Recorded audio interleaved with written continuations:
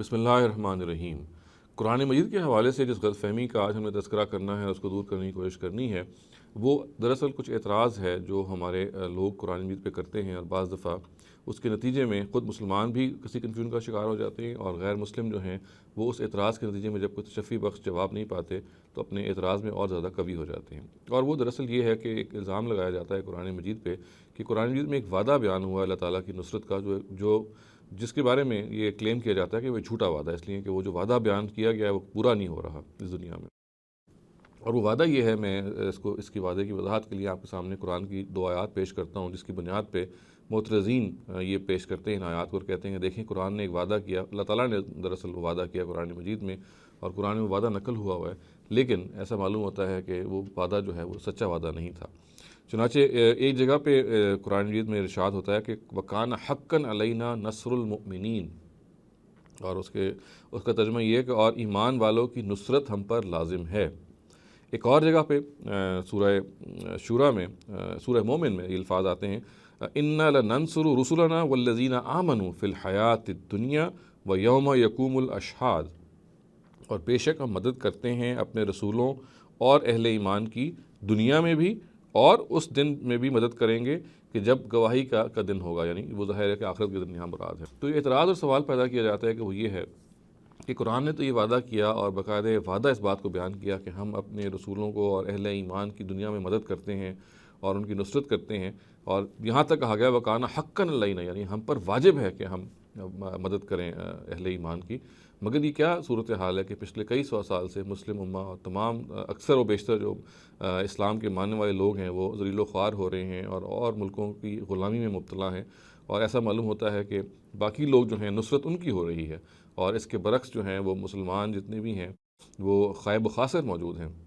تو یہ پھر اللہ تعالیٰ نے جو کہا گیا، اللہ تعالیٰ نے جو یہ کہا ہے کہ مجھ پر واجب ہے کہ میں اہل ایمان کی مدد کروں، اور یہ کہا کہ دنیا میں مدد کروں گا اور ان کی راحت میں میں مدد کروں گا، تو پھر یہ کس قسم کا وعدہ ہے جو دنیا میں پورا نہیں ہو رہا؟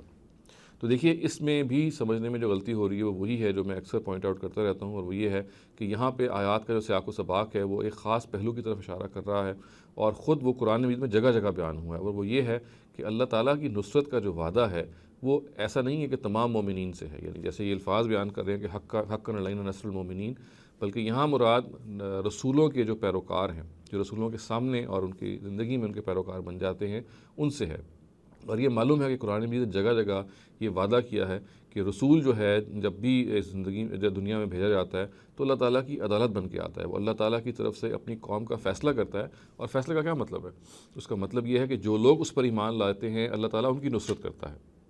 اور جو لوگ نہیں ایمان لاتے اللہ تعالیٰ ان کو سزا دیتا ہے۔ تو یہ فیصلہ اللہ تعالیٰ دنیا میں رسولوں کے ذریعے سے کرواتے ہیں، اور یہ جو کانا حقاً علینا نصر المومنین کے الفاظ ہیں، یا یہ الفاظ ہے کہ انا لننصر رسلنا والذین آمنوا فی الحیات الدنیا، فی الحیات الدنیا، تو یہ اصل میں ان اہل ایمان سے متعلق ہے کہ جو رسولوں کے ان کے اپنے زمانے میں کے فالوورز ہیں، جنہوں نے رسولوں پر ایمان لے کے آئے اور پھر رسولوں کے پیروکار بن گئے۔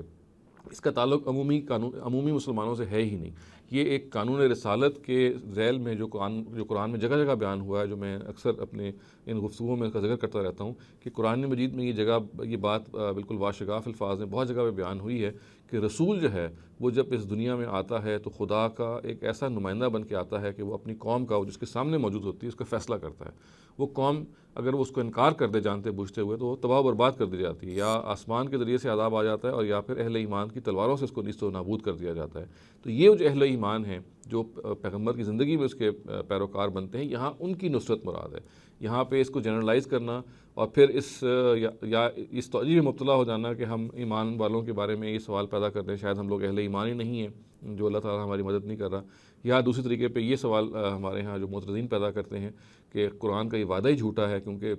جتنے بھی مسلمان یہاں پہ موجود ہیں اللہ تعالیٰ ان میں سے کسی کی بھی مدد نہیں کر رہا۔ تو یہ پھر سوالات اور یہ مشکلات پھر پیدا نہیں ہوں گی، اس لیے کہ ہم پھر یہ جان لیں گے کہ یہاں پہ جو مومنین کا لفظ استعمال ہوا ہے، یہاں پہ جو اہل ایمان کا لفظ استعمال ہوا ہے اور ان کی نصرت کا معاملہ بیان ہوا ہے، اس کا تعلق ان خاص اہل ایمان سے ہے جو رسولوں کی زندگی میں ان پر ایمان لے کے آتے ہیں اور پھر ان کے ساتھی بن جاتے ہیں۔ چنانچہ ان آیات کے حوالے سے ہمیں اپنے آپ کو بالکل ذہن نشین کر لینا چاہیے، اس بات کو کلیئر کر لینا چاہیے کہ قرآن کا جو یہ وعدہ ہے یہ کوئی عمومی وعدہ نہیں ہے، یہ تمام مسلمانوں سے کیا ہوا وعدہ ہے ہی نہیں جس کا کوئی دفاع کیا جائے، یہ ہے ہی عام طور سے صحابہ کے حوالے سے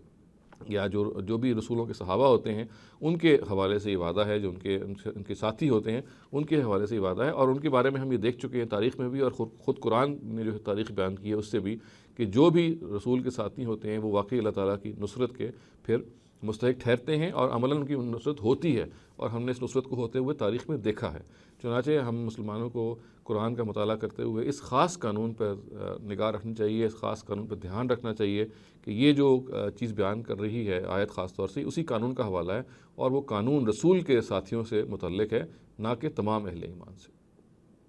اقول قولی ھذا واستغفر اللہ لی ولکم ولسائر المسلمین والمسلمات۔